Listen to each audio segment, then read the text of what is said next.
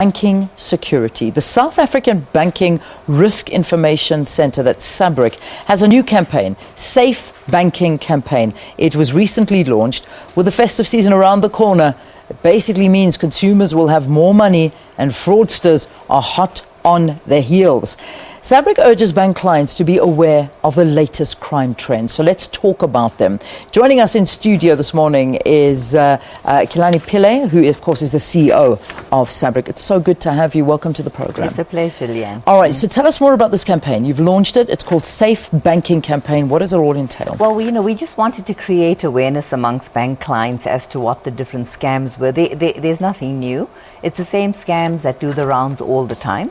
And we thought it's important, especially now that people will have access to more monies, they'll be shopping more, they'll be socializing, they'll be not as alert as they normally are. Yeah. So, or we'd like them to be. Yeah. So we thought it's important to just go through some of it and point out to people what they should be looking out for. All right, well, let's do exactly that. Because, I mean, and there's that picture on our screens right now talking to online banking. Yeah. We're going to talk about all the different aspects of it. But online banking, I imagine, has taken off into cyberspace. I mean, there must be so many people that have moved from the traditional walking into your bank to rather sitting in the comfort of your own home, working on your computer or on this all-important cell phone of ours. Talk to us about how online banking is being manipulated by these fraudsters. Well, online banking is great because it's convenient and it's a great way to do banking. But perpetrators know that. I mean, all of us don't know how to communicate without electronic devices anymore. Yeah. And the perpetrators will try their best to compromise information, to obtain information that will allow them to get onto that platform as if they are you. And they do this by various modus operandi, various techniques. Social engineering plays a major part in it, and this is where they manipulate you into providing information to them while not realizing that you're actually giving it to the criminal. So they would do this by phishing, by smishing. Phishing is when you receive the email that will try and solicit information from you or ask you to click on a link.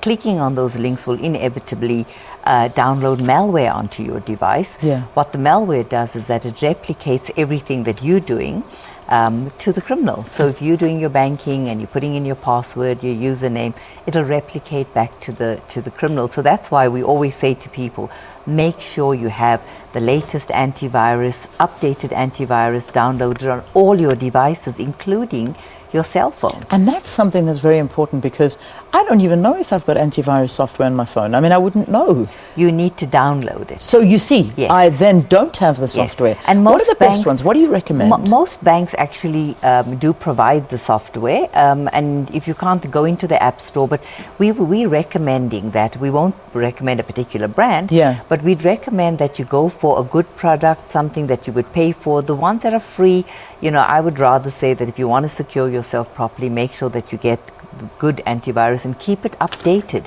on all your devices. It's also very important not to do online banking on a device or on a computer that you don't know. Yes. Especially when you're on holiday. Don't go into an internet cafe. If you want to just surf and you're looking for some information, it's a different story. But if you're doing banking, don't do it on a computer or on a device that you don't know.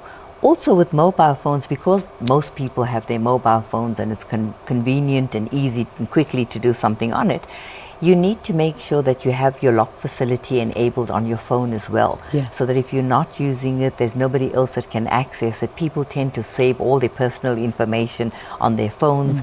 We're saying rethink where you're keeping your information because criminals are using this opportunity to try and get whatever they can. They're highly sophisticated. They're not opportunistic people. They know exactly what they're doing. Yeah. One of the other things, though, while we're talking about online banking, but what's happening is that criminals obviously know that people are getting wiser and many of them are not responding to phishing and to smishing, which is the SMS. They're now making phone calls. So we call it vishing with the V.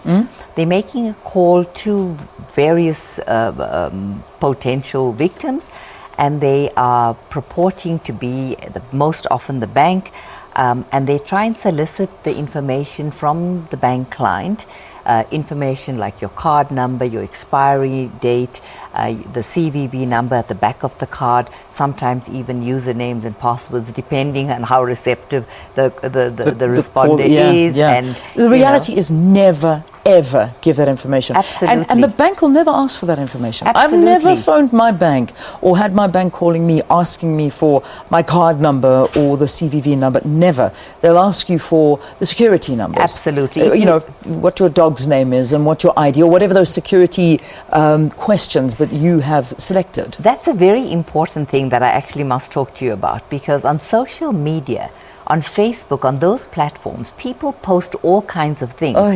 Now you may just make you post something about your dog as an example, seeing that you use dog's name as an example.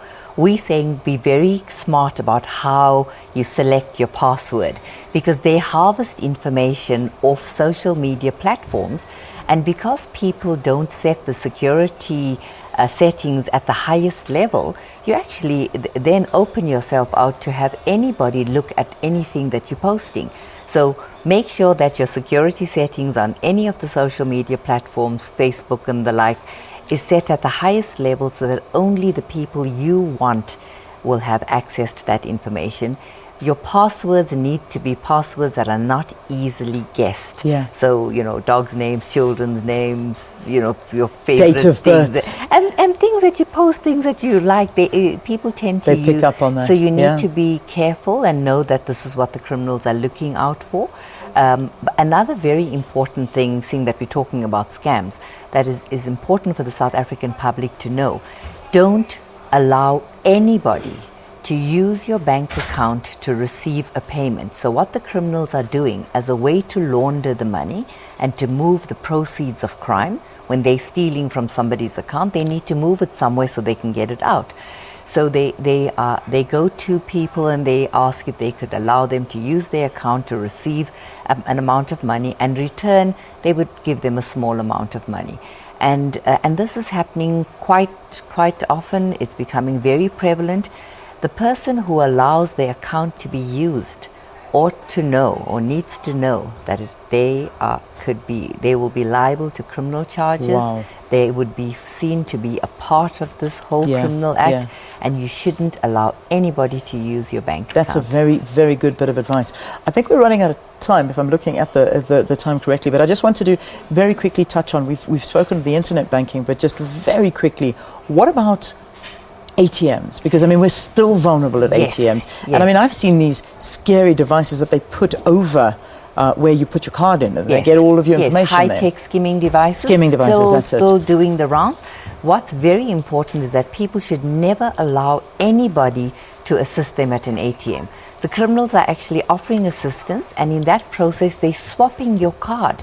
They're getting access to your PIN because they're standing next to you. They swap the card. You don't even realize that they've put another card into the ATM. They're now in possession of your card. They have your PIN number. Alternatively, if they don't swap the card, they skim it without you knowing it, because they work with other people. They have other accomplices that are around. So the advice is never ever take help from anybody at an ATM. Don't allow anybody to stand too close to you. Always cover the keypad. So that it blocks the PIN. Whether you're in or out of South Africa, this is not a South African problem. Anywhere in the world. That's a fact. If it's ever happened to me, it's happened when I've been outside of the country, so you've got to be careful. I have to leave it there. We could talk all day, but because there's so many things to talk about, not to mention this fingerprint recognition and all of these little PayPoint new things, but I think we need to invite you again to come and have this conversation with us. Kalyani Pillay is the CEO of SABRIC. Thank you so much for giving us some information. It's time to say goodbye, so I'm going to say goodbye from here. Can you believe it? It's amazing what they're doing these days, Pillay, isn't it? I mean, you've just got to be so vigilant. Bye-bye from me and Pillay. It's over to you to say.